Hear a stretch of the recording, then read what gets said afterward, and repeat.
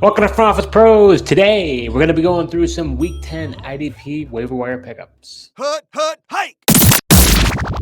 All right, Joe. So first player we're going to be talking about is a guy who just started making his debut on the NFL scene for this season anyways, and that's defensive end Haason Reddick of the New York Jets, currently rostered in 48% of leagues. Had a half sack in his first game, so nothing crazy, but had to think that only being rostered in 48% of leagues, he will now start to be more and more rostered. He does have a good bookend in Will McDonald as well. He's had a nice explosive, I believe, sophomore season. I believe is in his second year. Jermaine Johnson's out for the season, I believe, with that Achilles injury, I think it was. So, this is an opportunity for Reddick to play full time here for the Jets. What are your thoughts, Joe? Would you go after Haason Reddick? How much would you spend for him? Yeah, I think I would. If you need defensive end help or edge rusher help, he's got the pedigree. We've seen him do it before. Like you mentioned, the Jets have a pretty good defensive line. Quinton Williams inside to get that inside push, and then, his bookended Will McDonald as well. You could do honestly a lot worse. I don't think like I'd blow a ton of FAAB on him, but I do think he's, worth the pickup. But yeah, his pedigree and his prior sack numbers, I definitely do think he's worth the pickup. People don't forget, since the 2020 season, he's averaged at least 11 sacks a year. So, the guy has done very, very well. It's just that people forget about him because he hasn't played all year because of the holdout. And the Jets gave him a decent amount of snaps. Played 57% of the snaps. Just was behind Will McDonald at 61% of the snaps. So I'm with you. 5 to 10% seems to make a lot of sense. It may take him a little bit to get into game shape, but once he does, I think he'd be a great option to have on your team. Yeah, he definitely. He's always been a guy too of health. He generally plays a full season. I know he's held out, but I think he should be able to play the rest of the games. And you mentioned, that averaging double digit sacks is not an easy feat to do, especially over that long of a period of time. No, it definitely shows a pedigree that he's able to do that. So it's not just a one and done. He's been able to get it time and time again. Are you enjoying this episode so far? Well, if you are, subscribe to our YouTube channel, smash that like button, and hit the notification bell for upcoming videos. We do videos throughout the year, so you're not going to want to miss what we have in store. All right, Joe, so going to our second player, we've got, which I can't even believe we're talking about this guy, to be honest with you.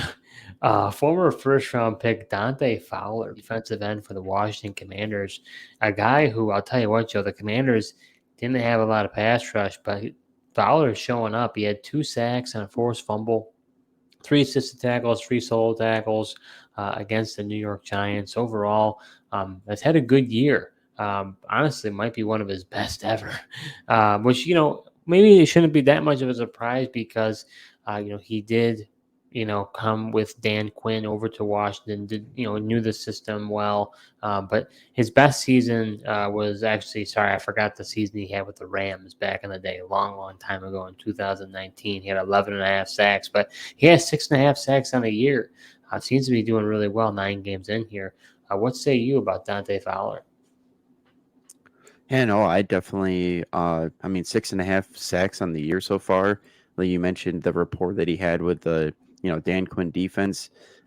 He's honestly, outside of a couple of games, but at least 3 out of his last 5 games, he's had a decent amount of tackles as well to, help with the scoring. I like Dante Fowler. The upcoming schedule is pretty favorable as well in terms of, potentially being able to get a sack. They got the Steelers this upcoming week, which, Russell Wilson takes a bunch of sacks.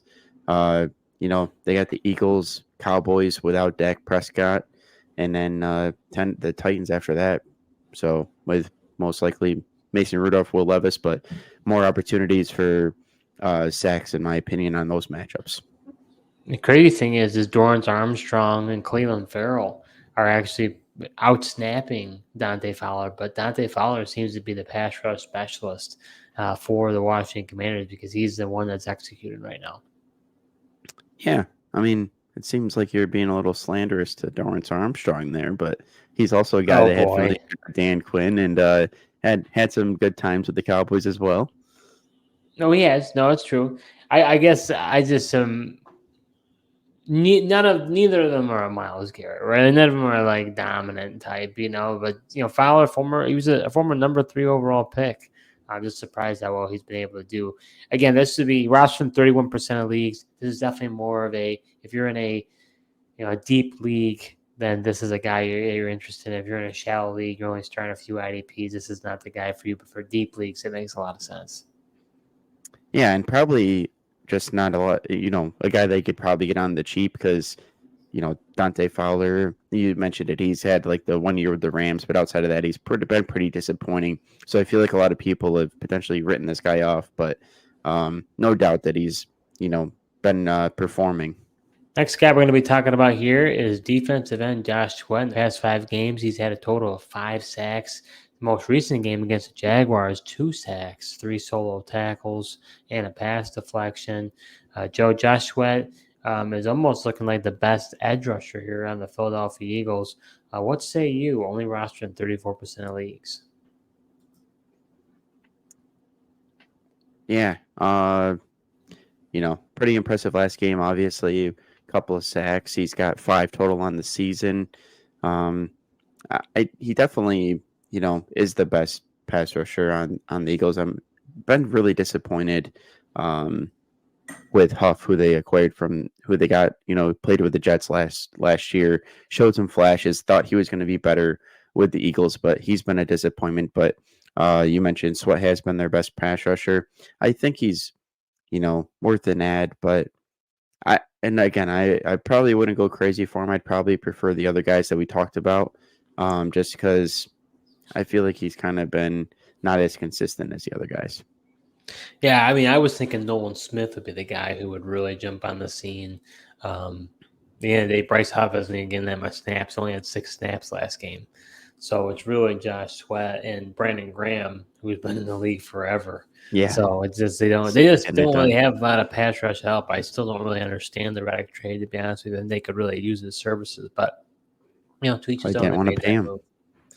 Yeah, I know. I understand that, but they need sacks and they just aren't getting them. But Sweat, of all of them, seem to be doing pretty good.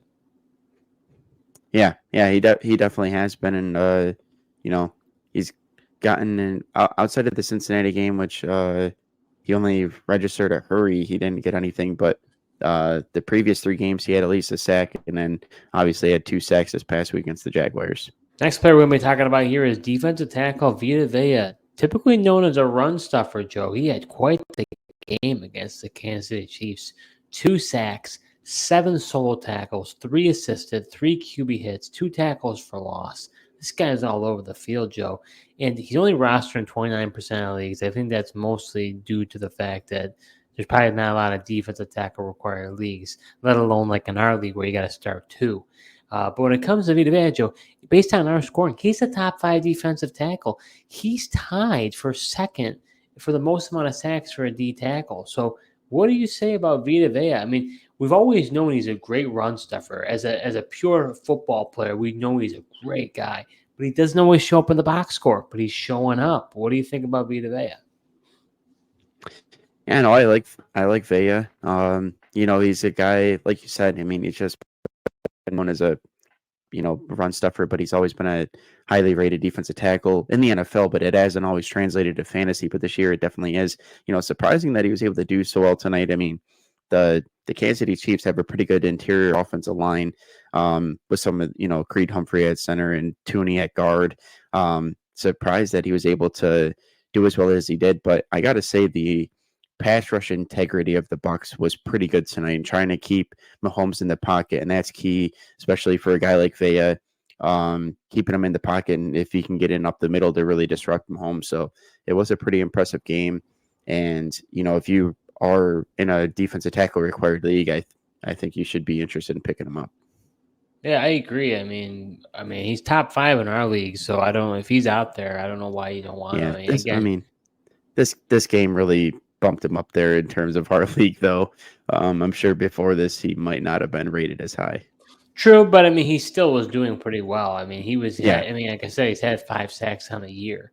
I think I'd be curious, what is his career high? Let me check here. His career high is 6.5. So could very well, beat his record.